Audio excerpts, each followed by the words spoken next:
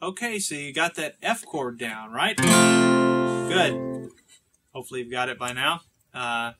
If not, keep practicing it. But what we're going to do in this lesson is we're going to take a close look at bar chords. And so I want to break it down for you and really help you to understand the importance of the bar chord. I was hesitant to put bar chords in this beginner guitar course initially. I thought it was maybe a little too advanced for a beginner guitar course. But the more I thought about it, bar chords are such an essential part of playing and such an essential part of understanding the neck on the guitar that I felt like I'd be shortchanging you if I didn't include some lessons on bar chords. And so you're able to understand how they are, how they work, and what they are.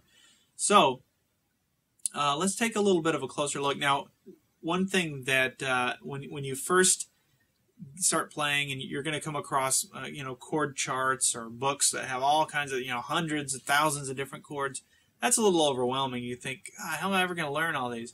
Well, the reality is there's only a handful of shapes or patterns that you have to really learn, and 99% of what you want to play is going to fall into that.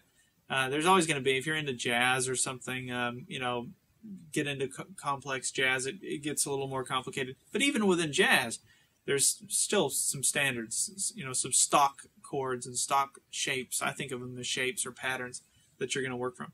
So with bar chords, we're going to look at, in this lesson, we're going to do the major bar chords.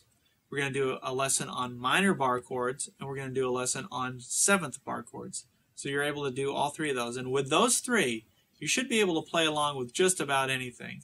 And hopefully those, you won't necessarily need to reference those chord books and chord charts as much, because you'll understand logistically what's going on.